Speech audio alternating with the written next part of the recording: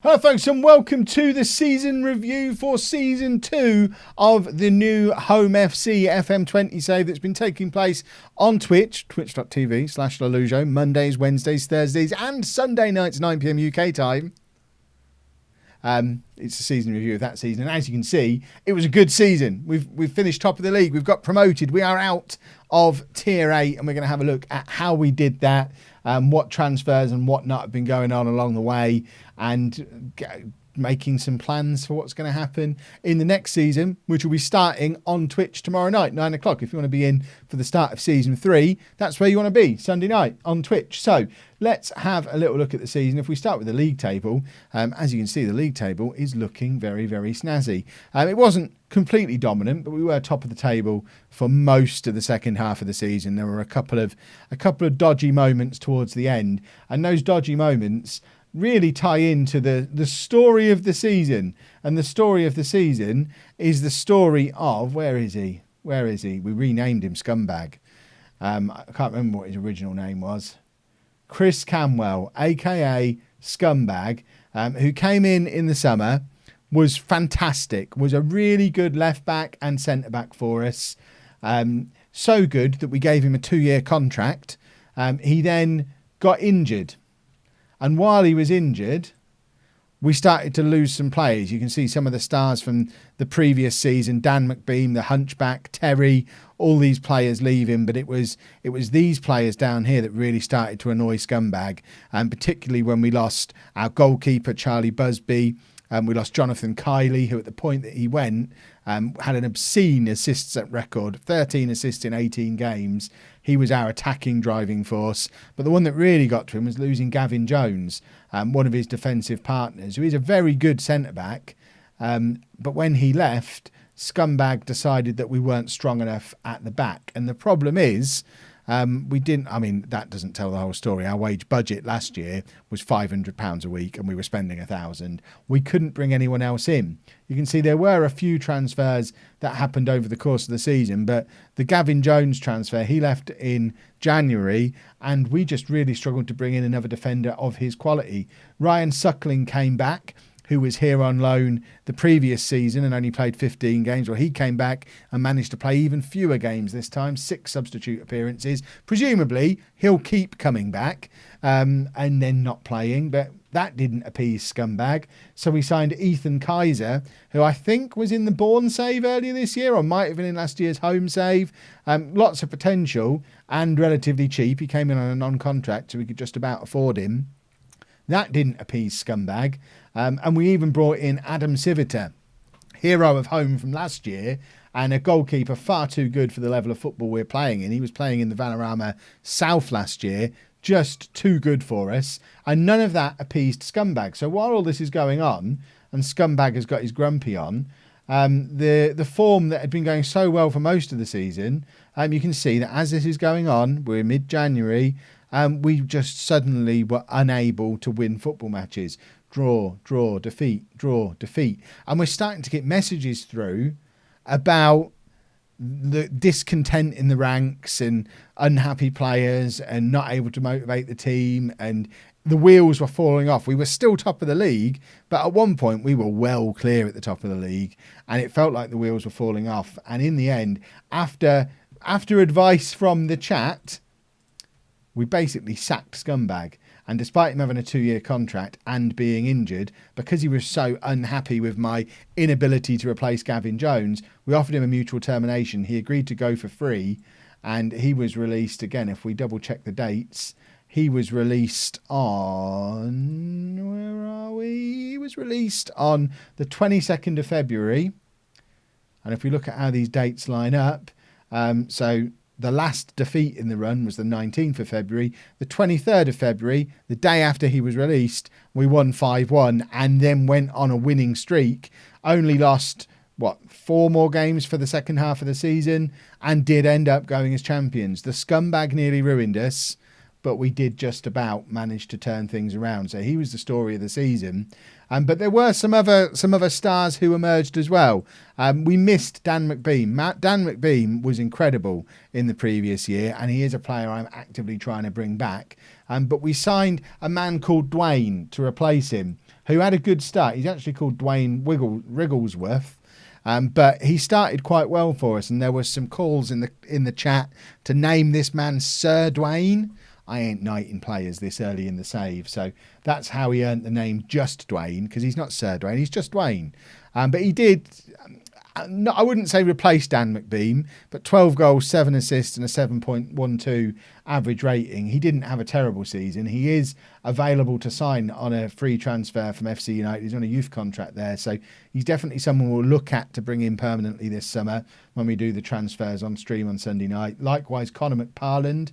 I don't know what that screen is or why we're seeing it, but Connor McParland, 18 years old, comes in on loan from Farsley, 27 goals in 33 appearances, 27 goals in 23 starts, averaging a 7.4. He's another one who's only on a youth contract at Farsley, and theoretically we should be able to at least offer him a contract. Right at the end of the stream last night, we tried and he just didn't entertain the idea. So I don't know if we'll be able to bring him back. We'll obviously try. Tom Bamford is a superstar. He's our best defender. Still not enough to appease the Scumbag.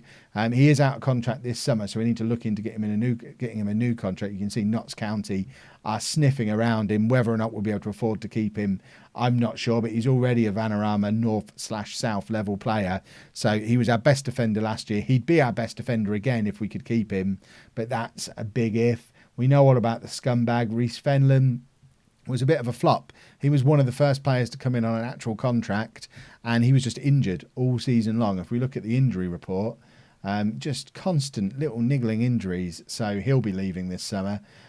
Jordan, an acceptable signing, scored a couple of lovely goals, and someone I wouldn't mind keeping around. We know about Suckling and the rest of them. So that was our transfer business. If we have a look at who our stars are, so let's sort firstly by goals. We know all about Connor McParland. We know about Just Dwayne. We also, hopefully, remember Ed Goodge, who was one of the original homegrown players who was sat here on a youth contract. We have offered him a new contract for next season, just on a non-contract, because theoretically he shouldn't be any good. He's a 1.5-star player. Yes, he's got 5-star potential, but he shouldn't be good enough to play for us. But his record speaks for itself. 9 goals this season from 24 appearances, average rating of 7.04. That's not a bad goal record for a lad who's still only on a youth contract. Carl Rushton's still here too, last year's top scorer, apparently referred to as surplus to requirements now, and on a non-contract. He didn't quite repeat the heroics from last year. That's more to do with Connor McParland being here than Rushton deteriorating massively, but he still scored a few goals. And Nick Brodie stepped up when Jonathan Kiley left as another one of our young players still on a youth contract. He was another one who was here from the first season with Goodge. He started to play a few more games, and although he's not the same kind of assist machine, he did start to look better and better as the season went on, and he's another one who has been offered a new contract for next season. Assists wise, we've got a young player called King Salifu who's out on loan that we might need to have a little look at, because he's produced some assists for Stoneham. He'll be coming back in to the mix over the summer, and we'll see what we've got with him. We already know what we've got with Martin Dickinson. He came through the youth intake at the end of the first season, and he's incredible. He's a 5-star current ability right back, still got a year left on his youth contract, still only 17 years old, already good enough to play in the Vanarama North with the potential to get better and better and better. He's the closest thing I think we've got in this save to a Dean Morris quality player. Playing at right back, 13 assists. He's like a Lazarov and a Jair and a Dombrowski all mixed together. And he's only 17 years old, so hopefully we can keep hold of him and get him on a decent contract next summer. Just Dwayne getting a few assists as well, as did Moxie, who played most of the season at left back despite being a right back, but certainly once Scumbag left, Moxie became our starting left back. And then average rating wise, it's going to be similar names: Dickinson, McParland, Just Dwayne, Ed Goodge. Dean Evans is probably done now. He's 33 years old. He's wanted by 32 different clubs, and he kind of fell out of favour with the emergence of Cameron Drury, who came through the youth system at the same time as Dickinson. Not quite as good as Dickinson, but 5-star potential, and still, good enough to play a full season for us. So can't complain about that at all. Talking of youngsters, if we just get this so we have all of our columns on and sort by potential, We did get a couple of decent players come through the youth system at the end of this season, just gone as well. Isaac Nyondo is a Belgian. For some reason, we're getting Belgians come through our youth system. So he's got his 2-year youth contract still to come. He's a striker with 5-star potential. The first real high potential striker we've had come through our youth system. We gave him a debut towards the end of the season. Expect to see more of him in the coming season. Also, Josh Youngs is a young 16-year-old keeper. I assume as he gets older, his name will change because it just describes his age at the moment. But 5-star potential, that wasn't a deliberate pause for laughter. I realised it wasn't funny. I lost my breath for a second. But he'll get some game time. We've got another young 5-star potential goalkeeper as well, Liam Garrick, who, when he first broke into the team after Busby left, kept 3 consecutive clean sheets, and we thought we had the best young goalkeeper in the world, but he kind of got caught up in that run of poor form and trying to please the Scumbag. So that was one of the reasons Civita came in, and obviously I'm now playing Civita, but Garrick and Youngs are both young keepers that we need to keep an eye on. So there's lots of potential knocking around the club. The future is very bright. Finance-wise, we're a little bit in debt, but it's not disastrous. We don't look at the projections. And most exciting of all, we've got all this wage budget to play with in tomorrow night's stream. We're spending £1,000 a week. We've got another 2 and a bit thousand to spend, which means we could potentially do stuff like offer contracts to McParland, offer a proper contract to Dickinson at the end of his youth contract, and maybe bring someone like Dan McBean home, or the Hunchback, or somebody like that. So there's lots to be done. It's going to be a very interesting transfer special. I would like to think we'd be in a half decent position to push for promotion again with the team we put together here. But you never quite know, do you?